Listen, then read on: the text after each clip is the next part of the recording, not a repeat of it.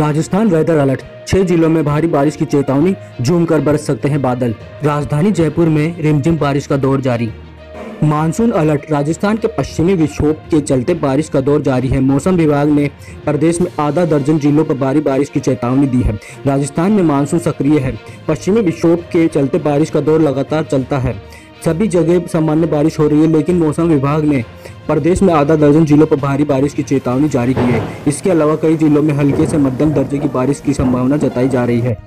मौसम विभाग के अनुसार दक्षिण पूर्वी राजस्थान में कुछ जिलों में कहीं बारिश हो सकती है। प्रदेश के जिन जिलों में भारी बारिश की चेतावनी जारी की है उनमें से बांसवाड़ा, झालावाड़, राजसमंद, उदयपुर, डूंगरपुर और भीलवाड़ा शामिल है।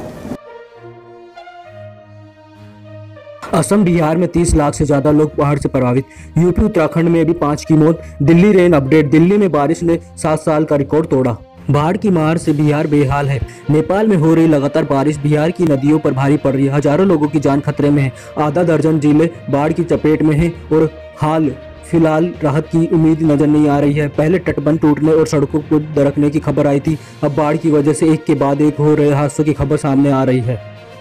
वहीं असम भी कुदरत की सबसे बड़ी मार झेल रहा है। 25 जिलों में लगभग 88 लोगों की मौत हो चुकी है। 25 लाख लोगों को अपना आवास छोड़कर सड़कों पर बने अस्थायी आश्रय में शरण लेना पड़ रहा है।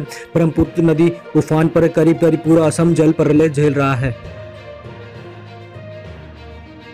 ऑक्सफोर्ड वैक्सीन के फेज 3 ट्रायल में हिस्सा लेंगे 1500 से ज्यादा भारतीय।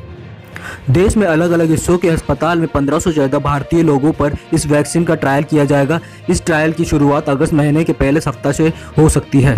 ऑक्सफोर्ड यूनिवर्सिटी के वैक्सीन प्रोजेक्ट के तीसरे फेज का ट्रायल भारत में भी किए जाएंगे। देश के अलग अलग हिस्सों के अस्पतालों में 1500 से ज्यादा भारतीय नागरिकों पर इस वैक्सीन का ट्रायल किया जाएगा। इस वैक्सीन प्रोजेक्ट का नाम AZ-D1222 है। गौरतलब है कि ऑक्सफोर्ड यूनिवर्सिटी और फार्मा कंपनी एस्ट्राजेनेका द्वारा डेवलप की जा रही इस वैक्सीन को साल के अंत में आने की उम्मीद है। इस प्रोजेक्ट में भारत की pharma company serum institute of India भी पार्टनर है।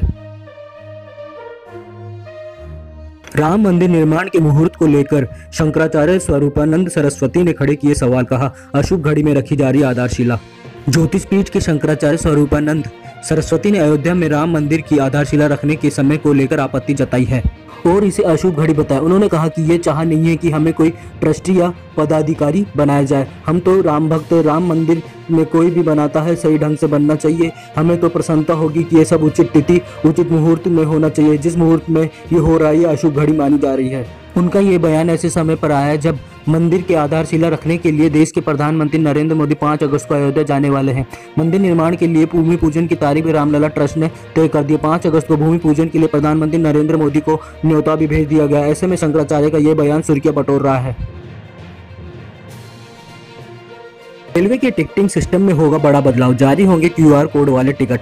भारतीय रेलवे यात्रियों की सुविधा के लिए अपने समूचे यात्री टिकटिंग सिस्टम में बदलाव करने जा रही है। रेलवे की आरक्षण प्रणाली में अमूलचूल बदलाव करके आर्टिफिशियल इंटेलिजेंस आधारित सिस्टम तैयार किया जा रहा है और स्पर्श रहित चेकिंग के लिए QR कोड आधारित टिकटिंग प्रणाली लाई जा रही है। रेलवे बोर्ड के अध्यक्ष विनोद कुमार यादव ने यहाँ संवाददाताओं को जानकारी दी। उन्होंने बताया कि आरक्षण की PRS प्रणाली में अमूलचूल बदलाव किया जा रहा है। वेबसाइट और मोबाइल ऐप पर आर्टिफिशियल इंटेलिजेंस के आधार पर टिकट आरक्षण व्यवस्था होगी, जिससे लोगों को अधिक से अधिक कंफर्म टिकट मिल सके, आरक्षण की संभाव्यता आदि के बारे में पता लग सके। उन्होंने बताया कि रेलवे का परिचालन 1.5 साल के भीतर उपग्रह की निगरानी और नियंत्रण में आ जाएगा। उन्होंने कहा कि रेलवे के इंजनों को उपग्रह से संपर्क वाली तकनीक से जोड़ना शुरू कर दिया गया है। वर्तमान में करीब 2700 इलेक्ट्रिक लोको इंजन और 3800 डीजल लोको इंजन की निगरानी सैटेलाइट के जरिए की जा रही है। हैमर मिसाइल से लैस होगा राफेल, लड़ाकू विमान की मारक क्षमता में होगी और बढ़ोतरी।